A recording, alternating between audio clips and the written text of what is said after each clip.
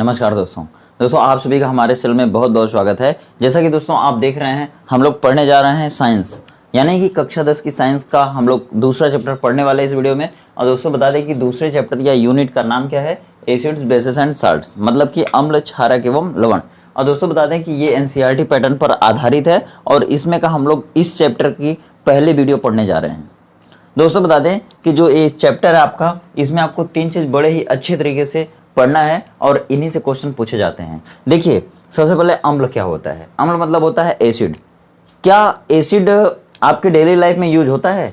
आप जितना भी कार्यक्रम करते हैं पूरे दिन भर में, पूरे दिनचर्या में, कहाँ कहाँ ऐसी चीज़ें आप यूज करते हैं जिनमें पीएच मान या फिर अम्ल का होने की संभावना रहती है? जैसे कि कोई भी ऐसी चीज़ जिसको आप डेली लाइफ में यूज करते हैं, उनमें से कौन कौन सी चीज़ें अम्ल होती हैं, कौन कौन सी चीज़ें क्षार होती हैं, कैसे आप किसी अम्ल की पहचान करते हैं, कैसे आप किसी क्षार की पहचान करते हैं, क्षार और क्षारक क्या होता है, क्षार और क्षारक में अंतर क्या होता है, ठीक है। अगर कोई अम्ल है तो उसका पीएच मान कितना हो सकता है, कैसे पीएच मान के आधार पर समझेंगे कि कौन ज़्यादा प्रबल अम्ल है और दुर्बल अम्ल है, यानी कि किस अम्ल को आप प्रबल अम्ल कहेंगे, किस अम्ल को आप दुर्बल अम्ल कहेंगे।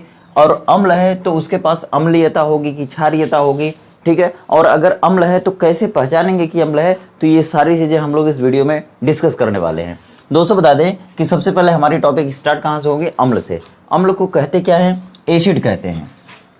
अम्ल मतलब होता है एसिड। एसिड, या इसको अगर बहुवचन में है तो एसिड्स भी कह सकते हैं, कोई दिक्कत नहीं है।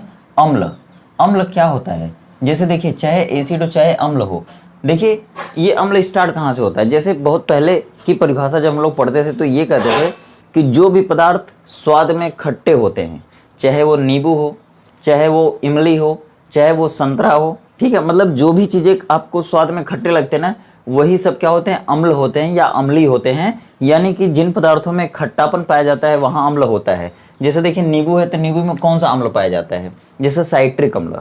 टार्टरिक अम्ल है तो टार्टरिक अम्ल कहाँ पाया जाता है, तो इमली में पाया जाता है। इस तरह से जितने भी खट्टे पदार्थ हैं उनमें कोई न कोई अम्ल पाया जाता है, ठीक है।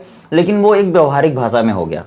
अम्ल की अगर व्यवहारिक भाषा में बात करेंगे कि अम्ल क्या होते हैं, तो आप बोल सकते हैं कि अम्ल जो एसिड होता है, इसकी शुरुआत हुई है एसिडस से।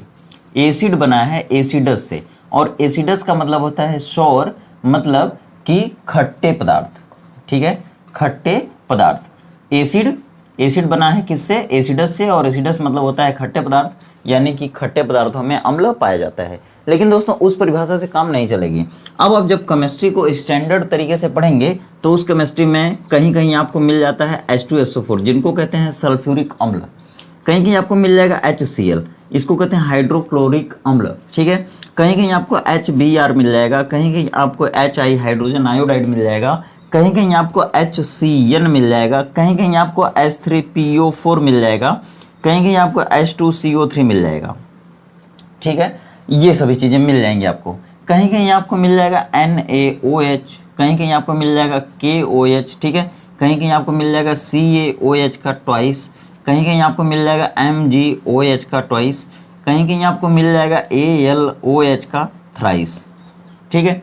इस तरह से जब आपके सामने चीज़ें मिलने लगेंगी केमिस्ट्री में, तो इन सभी चीज़ों में आप कैसे पहचानेंगे कि कौन अम्ल है कौन क्षार है, ठीक है। तो आइए हम लोग अपनी भाषा को शुरू करते हैं, अपने मैटर को शुरू करते हैं, और उनमें देखेंगे कि इन सभी पदार्थों में से कौन सा अम्ल है कौन सा क्षार है। तो सबसे पहले बता दें कि इनमें से या पूरे रासायनिक पदार्थों में से वे सभी रासायनिक पदार्थ जो पानी में जाने के बाद, जैसे मान लीजिए HCl है, ये पानी में डाल दिए इसको, ठीक है, वे पदार्थ जो पानी में जाने के बाद पैदा करते हैं, क्या पैदा करते हैं, H+ आयन, ठीक है, H+ आयन पैदा करते हैं, उन्हीं पदार्थों को क्या कहेंगे, अम्ल कहेंगे। मतलब कि वे पदार्थ जो जल में जाने पर हाइड्रोजन आयन उत्पन्न करते हैं, या उसी को कहते हैं प्रोटॉन। तो ये भी कह सकते हैं कि वे पदार्थ जो पानी में जाने पर या जल में जाने पर प्रोटॉन उत्पन्न करते हैं, वही अम्ल कहलाते हैं, ठीक है। अब देखिए, जैसे ये पदार्थ है, मान लीजिए ये गया पानी में, ठीक है, यहाँ पे लिख सकते हैं जल में, जल में गया, ठीक है। और ये जो तीर है ना, थोड़ा सा इसको और भारी तीर बनाइए, ऐसे और ऐसे। इस तीर का मतलब कुछ होता है, अभी बताऊंगा। ये गया पानी में, और जब जाएगा पानी में तो H+ उत्पन्न कर देगा। ध्यान दीजिएगा, HCl है, हाइड्रोक्लोरिक अम्ल है, ये जब पानी में जाएगा तो H+ उत्पन्न करेगा, और H+ के बाद और क्या बनेगा, यहाँ पे Cl- बनेगा, ठीक है। बात को समझिएगा, ये जब पानी में जाएगा तो इतना और इतना दो चीज़ें उत्पन्न करेगा। तो इसी के आधार पर परिभाषा बनी कि जितने भी पदार्थ पानी में जाने के बाद प्रोटॉन उत्पन्न करते हैं या हाइड्रोजन उत्पन्न करते हैं वही अम्ल कहलाते हैं। ठीक है, तो ये क्या हो जाएगा, ये हो जाएगा आपका हाइड्रोजन आयन या इसी को कहते हैं प्रोटॉन। ठीक है, इसी को कहते हैं प्रोटॉन। ठीक है, तो या तो प्रोटॉन इसको कह लीजिए या हाइड्रोजन आयन कह लीजिए। अब देखिए कौन कौन से ऐसे पदार्थ हैं जो पानी में जाने के बाद प्रोटॉन उत्पन्न करेंगे, वही अम्ल कहलाएंगे। देखिए दूसरी बात है, अगर H2SO4 ले लेते हैं, इसको पानी में डाल देते हैं, तो ये यहाँ पे 2 हाइड्रोजन दिख रहा है। जब 2 हाइड्रोजन दिखेगा तो 2 हाइड्रोजन प्लस उत्पन्न होगा यहाँ से। ठीक है, यहाँ पर 2 बार प्रोटॉन हो गया या 2 बार हाइड्रोजन आयन हो गया। ठीक है, तो अब देखिए क्या बचा, SO4 बचा, SO4। तो यहाँ पर 2 प्लस आपको दिख रहा है। जैसे देखिए अगर ये नहीं है तो 1 प्लस दिख रहा है, और ऐसे ऐसे 2 लोग हैं। ठीक है, तो 2 प्लस हो गया, यहाँ पर 2 माइनस हो गया। इसका मतलब यह जो है यह 2 प्रोटॉन उत्पन्न कर रहा है, यह 1 प्रोटॉन उत्पन्न कर रहा है। और अगर एक चीज़ और हम लोग ले लें H3PO4, इसका मतलब ये जब पानी में जाएगा, जल में जाएगा, ठीक है, यहाँ भी लिख दीजिएगा जल में, तो यहाँ पे 3 हाइड्रोजन दिख रहा है, मतलब 3 प्रोटॉन ये उत्पन्न करेगा। ठीक है, और PO4 पे 3 माइनस आ जाएगा, क्योंकि यहाँ पे 3 प्लस, यहाँ पर 3 माइनस आ जाएगा। तो यहाँ पे प्रोटॉन कितने हैं, 3 है, यहाँ पर प्रोटॉन कितने हैं, 2 हैं। ठीक है, अब देखिए इस तीर का क्या मतलब होता है और इस तीर का, इसको जब पानी में डालेंगे तो ये आगे बढ़ेगा। ठीक है, आगे बढ़ेगा और ये दोनों लोग बनेंगे, और जब इन दोनों लोगों का मन करेगा तो ये दोनों लोग इस तीर की सहायता से इधर आएंगे, और जब इधर आएंगे तो ये बना लेंगे। ठीक है, इस तीर का मतलब होता है जब मन करेगा ये इन दोनों में टूटेगा, और जब मन करेगा तो ये दोनों लोग मिलकर ये बना देंगे। ठीक है, तो ये हो गया, इसको कहते हैं उत्क्रमणीयता का चिन्ह। ठीक है, अब देखिए बात ये है कि ये भी अम्ल है, ये भी अम्ल है, ये भी अम्ल है। ठीक है, तो इसमें से दुर्बल कौन है और प्रबल कौन है, तो ध्यान दीजिएगा। अगर इसमें से 1 हाइड्रोजन निकलेगा, 1 प्रोटॉन निकलेगा, तो वो जल्दी से निकलेगा। यहाँ से 2 निकलेंगे, यहाँ से 3 निकलेंगे। तो सबसे पहले 1 वाला जल्दी निकालेगा कि 3 वाला कि 2 वाला, तो सबसे पहले 1 वाला निकालेगा। तो ये हो गया प्रबल अम्ल। ठीक है, और ये हो गया दुर्बल अम्ल। ठीक है, बात समझिए। यहाँ पर अगर इनको भी दिखाया जाए, इनको भी दिखाया जाए, पूछा जाए कौन प्रबल है, तो आपको याद रखना है ये प्रबल होगा। अगर इन दोनों में पूछा जाए कौन प्रबल है, तो प्रबल ये होगा, क्योंकि ये 1 प्रोटॉन को जल्दी निकालेगा। यहाँ पे 2 हैं तो सबसे पहले 1 को निकालेगा, 1 प्रोटॉन को निकालेगा, फिर दूसरे को निकालेगा, तो यहाँ टाइम लग जाएगा। इसका मतलब इन दोनों में ये प्रबल हुआ, ये दुर्बल हुआ। लेकिन आप याद रखिएगा कि HCN भी एक हाइड्रोजन साइनाइड अम्ल है, और ये दुर्बल अम्ल होता है। ठीक है, H प्लस और CN माइनस निकलता है। ठीक है, तो ये क्या हो गया, दुर्बल अम्ल है। इसको अलग से याद रखिएगा, पेपर में पूछा जाता है बहुविकल्पी में, 4 ठो दे देगा, पूछेगा इनमें से कौन सबसे दुर्बल अम्ल है। ठीक है, तो ये है, याद रखिएगा। अब देखिए आपसे पूछा जाएगा कि प्रबल अम्ल क्या होता है, दुर्बल अम्ल क्या होता है।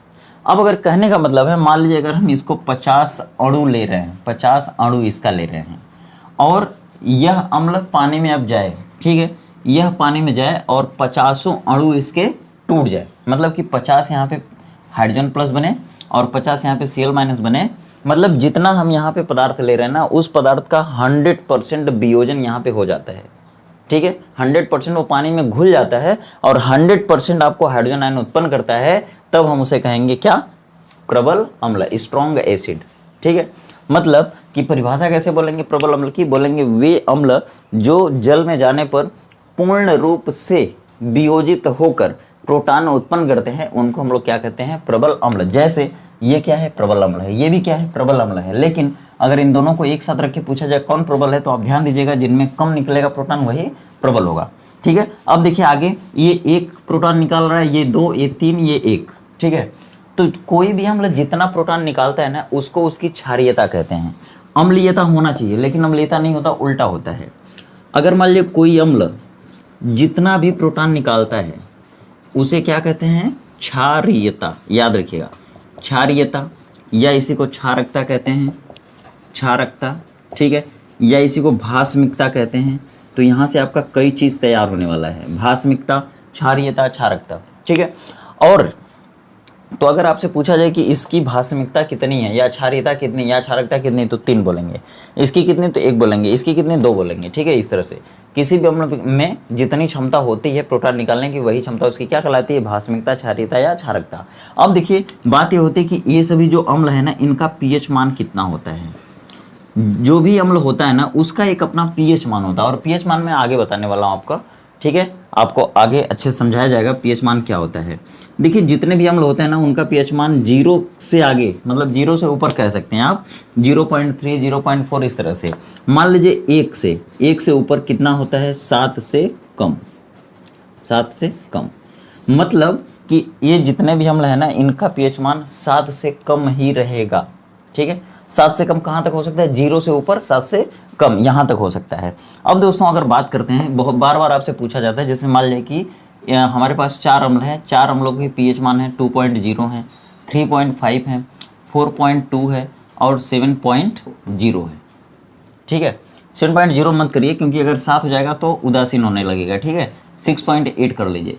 अगर पूछा जाए कि हमारे पास 4 अम्ल हैं और चारों के पीएच मान क्रमशः इतना इतना इतना है, तो बताइए इनमें से सबसे दुर्बल अम्ल कौन है। तो याद रखिएगा जिसका पीएच मान ज़्यादा होगा, मतलब 7 से कम ही रहेगा, लेकिन इनमें 4 है, आपको 4 देख रहे हैं आप, तो चारों में से जिसका पीएच मान सबसे ज़्यादा रहेगा वो दुर्बल रहेगा और जिसका पीएच मान सबसे कम रहेगा वो प्रबल रहेगा।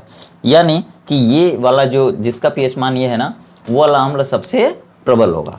ठीक है, याद रखना आपको। तो मतलब जो प्रबल अम्ल होते हैं ना उनके पीएच मान कम होते हैं, 7 से बहुत कम होते हैं, और जो दुर्बल अम्ल होते हैं उनके पीएच मान 7 के करीब होते हैं। ठीक है, तो ये आपको याद रखना है। चलिए, आशा करते हैं दोस्तों ये सारी चीज़ें आपको समझ में आ गई होंगी। तो आज हम लोग बात किए किसके बारे में, अम्ल के बारे में। तो आज की जो वीडियो है वो पार्ट नंबर 1 की है। आगे मिलेंगे आपसे दूसरे पार्ट की वीडियो में, और उसमें हम लोग पढ़ा जाएगा क्षारक क्या होते हैं, क्षारक और क्षार में क्या अंतर होता है उसको भी पढ़ेंगे। ठीक है, तो आशा करते हैं सारी चीज़ें आपको समझ में आ गई होंगी। दोस्तों अगर पहले चैप्टर की आपको वीडियो चाहिए तो हमारे प्लेलिस्ट को चेक करिए, उसमें आपको पूरे चैप्टर की वीडियो मिल जाएगी। ठीक है, तो अगर चैनल पर नए हैं चैनल को सब्सक्राइब करिएगा और अपने फ्रेंड्स सर्कल में इसको शेयर भी करिएगा।